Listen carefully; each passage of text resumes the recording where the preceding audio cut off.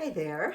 I am just feeling some end of the year musings I wanted to share, and feels better to just talk rather than type everything. And if it resonates, great. And if it doesn't, then move along. I am I am just reflecting on a lot of views, a lot of things that have really stirred things up. And while in the big picture, I definitely voted for the Republicans because I wanted to have change. I just thought there was definitely not going in the right way with, the corruption in government as it has been. And I really do pray that it's not more of the same, but just a different wing of the same bird. But I'm hopeful. But there are issues, and I think for me, like the most important thing is is just respecting sovereignty. And I really think about this, and I can even see how that gets very confusing for people. And so the way I break it down, and what I'd like to share is that um, you know freedom is really important, and it I believe it truly is our birthright. And freedom comes with responsibility, right? Like, freedom doesn't mean you can just go, like, walk in your neighbor's house and use all their things, or um, in that sense, trespass and really infringe on another person's peace and freedom. I always love to refer back to what resonates with me the most. I know there's different systems. I respect that, but for me, Ayurveda, and like, it's really clear, the moralities in the yamas and the niyamas. So it's like the yamas are what you shouldn't do, and the niyamas are what you should do. And there is a maturation process, which is why, as human beings, children need parents for years, like, until their late teens, early 20s. Not that there's not always a connection, but because we're more complex than a fox out there, that needs its mom for a short time, and then is ready to be on its own. But human beings, we're complicated. And that's why I'm very impassioned about you know what's happening with the schools, and even like trying to allow minors to make decisions without their parents' consent, and all of that. So that's one level. And it just kind of mushrooms into so many things. And a big thing that is really clear is, where is technology taking us? And it's like, it's like there's good, and then there's stuff that isn't so good. So what I say is my personal opinion. You may not agree, and that's fine. But you know, I've been a parent. I have a grown child, and I am just extremely grateful that um, just by serendipity, we ended up kind of falling into a Waldorf inspired preschool, which then led her to go to a Waldorf school through grade 8. And I do think that Rudolf Steiner was one of the absolutely great minds of the 20th century. And I mean, just so much wisdom. And I was learning so much as my daughter went through that school. And I look around, and not all Waldorf schools are really sticking to, I think, his philosophy. But I think he was pretty smart in how a child's brain develops. And it was my experience with my own daughter that there were stages of, well, one wonderful way to look at it is like you're in a rowboat. And so, you know, when the child is an infant, they're being held, by, we'll say the mother, but, by the mother. And then as the child is a toddler, then sitting on the lap and the mother's rowing the boat. And then when the child is getting older, then they row with the mom with the oars, and then when they're like a teenager, then they take over rowing, and then when they're out of the nest, then they're rowing their own boat, and it's a process. And I found that to be really true, and seeing, just how I interacted with my daughter, and just kind of going intuitively of like tuning in to when to just like keep expanding the boundary of freedom. Um, because, it's pretty well known, I think, that children need a healthy boundary to push against. So, okay, so taking that just in the filter, and then, you know, like when I grew up, there were no cell phones, and I think that there was a deeper um, wisdom that was developed by not always having that access. Like I'd go out in the neighborhood and play, and, my mom couldn't get in touch with me every 5 minutes, like I can actually, mostly with my daughter. I'm grateful that I held off from getting her a device until she was kind of mostly through middle school. And then logistically it made sense. I mean, we're a product also of, all the others around us, and for logistics, and you know coordinating with her with after school ballet and stuff, it was kind of nice to have that. But I was really grateful that we held off, because I believe when a child is developing, that it's so important for them to be outside, to be in nature, um, to not be looking at a screen with the blue lights. And I think it's making things too easy for the brain, actually. I think there's a healthy challenge that that we need to develop. And I even see underdeveloped parts of myself. Like I just love on my phone being able to just have it tell me where to go when I'm looking for something. But you know what, if it didn't, it would challenge me to figure it out. So, I think we just have to be really aware of that. And I was just thinking about, like, again, I'm not like casting like this is a good thing or a bad thing, but I am deeply concerned about how we use this stuff, and that we don't make things too easy for ourselves. Um, and since I've been so involved in, looking at the politics and kind of who's getting involved and all of that, I've become much more aware of, like, what Elon Musk is doing. I've been pretty aware of Robert Kennedy because it's just really in my world. I'm really aligned with him on health, and just kind of the awful stuff that has been, pushed on us by what I consider in many ways a false medical system, and the pharmaceutical driven greed. So I'm really familiar with him, and I have stories, personal stories, but I don't need to go into those now. But I'm looking at, like, oh, look at these inventions, and like, I think it's great, like, a car, a Tesla car, perhaps, that's developing, not perfect yet, because I do know people who have gotten stranded because they haven't been able to, get to a charger. But I know that's changing. And then this whole idea of a car driving itself, I'm less than lukewarm about that.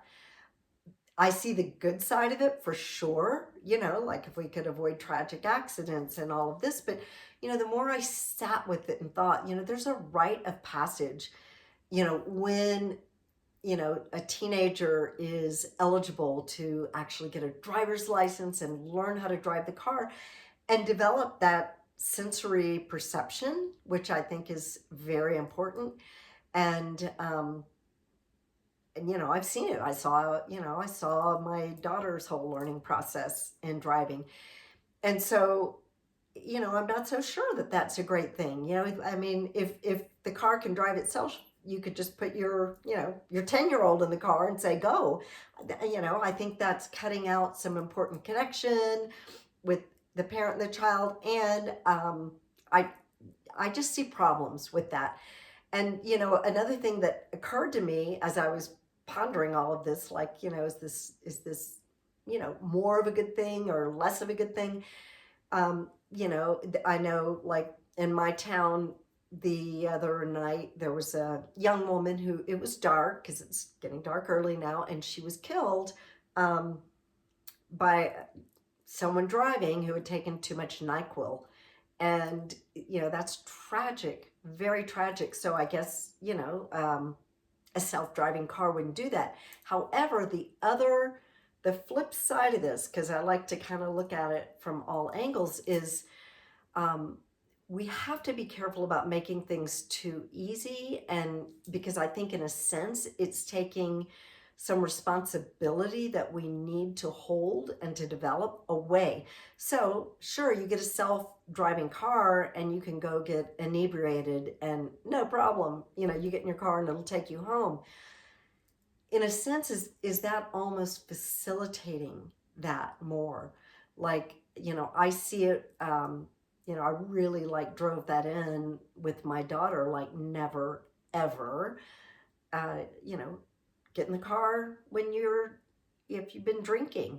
I said, stay where you are, let me know, but do not do that or I'll come get you. We had a lot of different plans, and I felt like that really did make an impact on her. And I see her now, so, with her friends, they would choose one friend, who would not have a drink, or be the designated driver. And I think that's healthy. And I think it's part of that morality that we want to teach. And so I think that's really important. And I think that, if you just had this self-driving car, then, who gives a shit? Like, you can do whatever you want and go. So again, I don't, I'm not making a definitive statement like this is a bad thing, but I'm just looking at the different sides, like, I believe it's really important to have these different rites of passage as we're growing in these different sort of ritualistic times. And I don't really like that some of this is being made too easy. Um, I and even, like, the whole robotic world, like, you know, I think we should walk our own dogs. I think we should, open our own curtains. Like, I would not want that in my space. And I don't want that doing everything for me. Yes, I get sick of chores for sure, but I think there's a value, and I think it keeps me stronger. I think it keeps me kind of more close to the things that I'm creating and doing. And then, this kind of whole experience of, like, having a responsibility and following it through. So that's kind of where I'm going with all of that. I think the jury's still out on how healthy it is for us to be around technology. I still think, like anything, there's just got to be a mature relationship developed with it. Like, I mean, I see myself go down the rabbit hole and sometimes get sucked into, being on devices too much. That's why I love my daily habit of hiking and just kind of unplugging and just, I think there's a real value to just being in nature and hearing nature sounds. Even when I'm hiking and I see people just plugged in all the time, I'm like, God, can you just, like, give it up for a little while? Can you just listen to the birds, or can you just, like, look at the sky and, not be so addicted to, always listening to something. So, I'm definitely cautious in, and or how quickly I want to move with things. I don't believe it's all good or all bad. I think there needs to be a lot of discretion, discernment used with all of this, and I don't want to see things too easy. Like, I don't want to take away the human connection, the heart connection. We're sensual beings. So in Ayurveda, like, we experience our whole world through our sense perception. Our touch, our smell, our taste, our sight, our sound, um, and and then on a deeper level, there's this whole heart field that is extremely valuable. And so you might have this some mechanical thing do something for you, but it doesn't have a heart. It's not like you know something you would want to cuddle with, or have a great conversation with, even if it's AI. um, I personally am concerned about the balancing of all this. And again, not saying we shouldn't have it, but I do believe there's got to be a lot more heart into how we go about it. Now, another thing, this is unrelated, but I feel strongly about. So I am all for cleaning up the government, getting the waste out. I do feel like there's just been such corruption and such a mess. I'm excited to see, hopefully that will shift to something better and more efficient, and hopefully more supportive for people. Um, I have my concerns as well. I mean, even like silly, this to me, it's not silly, but it could maybe sound a little silly that I don't like anything when it's a blanket statement. And again, I love Ayurveda. It's always like, what is the context? And so, the idea, I understand, like, it's ridiculous to be paying for empty offices and all of that. Things did change in the past 5 years of, a lot more remote working. And the way I look at it is, I think it would have been pretty cool to have a choice. Now, when I was in my days of different kind of work that I did, and I would go into the office, actually I had a blast many times, just with my connection with my coworkers. I see my daughter now, she is in a completely remote job. She has a fantastic work ethic. They love her. um, and so there's like good and bad. She actually would like to go into the office, but she lives in a different state than her company. So when they fly her out to, several times a year, she really enjoys being in the office. I think she misses that. But, she doesn't have to be there to do her work well or efficiently. And it allows her to live with her boyfriend, whose job is mostly an in-person job. He can work remote some. So, there's good and bad to both. We don't need to, just villainize everybody because they're working at home. Obviously, there are certain jobs. If you're preparing food in a restaurant, that's not a remote job. But let's just be realistic about, what is and what isn't. And let's be compassionate about, in some families, being able to work remotely does allow the family situation to function better. So, I just think things are more complicated than some statements that get bombarded out there. And so I think that needs to be taken into account. And then, another thing is,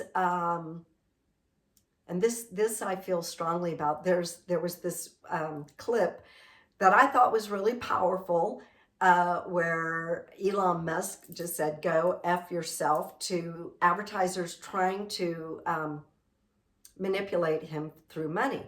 So I don't agree with him on everything. So I am it's just, sovereignty is so important to me. The government has no business telling a woman what to do with her body. I know this ruffles feathers, and to go more deeply into it, if you look into different like religions, you know, the US is not just Christian. We are home to many faiths. There are definitely faiths that, would absolutely, I believe it's in the Kabbalah that would say that, it's 100% up to the woman. I heard, I think his name is Rabbi Shapiro, who writes for Spirituality and Health magazine. And this was years ago, so I don't have the magazine to quote from, but someone had written in exactly on this issue. And, I agree with him 100%. Like, I would never tell, even as a woman to another woman, what she should do, because I believe that the divine design of a woman, we got the womb, and it's our domain. Stay out of it. So this is where I say to government, whether it be state, whether it be federal, is go F yourself. You don't belong in this arena. You are not God. You are not the expert on different faiths, and it's really out of your domain. And having said that, there's abuse in every sector of everything. So, does it turn me off to see, women who would literally use abortion as birth control? Yeah, I think that's pretty disgusting. However, I respect that we're sovereign beings. That's their karma, their mistake. And I do not think it's widespread. I mean, it's kind of I've never had an abortion myself. I've known people who have, and I've supported that and I support their decision. I've never ever known a woman to abuse it, although I'm absolutely sure that there are women who do. But you know what? There's abuse in everything. There's abuse in religion. There's abuse in corporations. There's abuse in spirituality. So, I just can't say it enough that I think it's so wrong to be saying that. And even like the idea, which I wouldn't argue, like, what do I know as far as declining birth? Well, I do believe there's declining birth rates, but I think it's a much deeper issue than just pumping out more babies. I think looking at it at a pragmatical, in a pragmatic way, with just like a numbers thing, is wrong. That is not going to solve the world's problems. And if you don't have the context of the right nurturing for these children being pumped out, then I think that's a problem. I really do. I think there's so much that is not seen, maybe not even, it's hard to even debate, certainly not in this context of me doing this video, but, I've gone into in-depth, studies from like a spiritual Ayurvedic perspective, which isn't, I'm not saying everybody has to go with that, although it is universal. It's not a religion, but sort of the whole kind of more mystical beginnings of bringing a child in, even the man's behavior towards the wife, the way they bring the child. And there's a lot in there. The government doesn't know that. I mean, the people sitting, it's like the people in the Department of Health know nothing about health. So, I really just think, the government needs to just stick to business. This is an arena that is just, it's not fit for. And I would say not even, we need to respect freedom and sovereignty of a woman's choice of what to do with her body, when she wants to have a baby, when not. We're not just baby machines, just pump them out. I've had a child. I know, I even think today, that with, the reason there's many reasons I think that the birth rate is declining. One of them is just like, the toxicity in the world. I think women are not honoring their cyclical rhythms enough. Men's sperm rate is declining. I think the way that men and, that the whole lovemaking is off. Um, I think there's many deeper reasons. So I don't think just fixing the problem by having more babies is the answer. And I certainly don't believe that anyone has the right to tell a woman, that she's going um, have to have a baby if she doesn't want to. So, and accidents happen, and some accidents happen, and, you know, and they go through with pregnancy and it's great. I am extremely grateful for my daughter. I do think it's an incredible privilege and blessing, but I also know that it's, when you do parenting consciously, it is the most deep and challenging job that I've ever had. I don't think it is for everyone. I don't think everyone's equipped, right? Like, you have, parents who are terribly abusive to their children. I've seen enough of, like, there's families where you think on the outside things are going all right, and then you find out later that the dad was molesting the kid since age 5. I mean, that happened to my mom. It's happened to others. So, no, I absolutely do not agree that we just need to up the birth rate without dealing with so much more meaningful and important stuff. So, these are things that, musings that feel important to me. And I say that with a lot of conviction as far as to the government. And I think that, my hope for humanity is that we can really connect back into our hearts. And so we can have more thoughtful families, that we can not get too separate from nature, and that we can just be much more discerning on the choices going forward.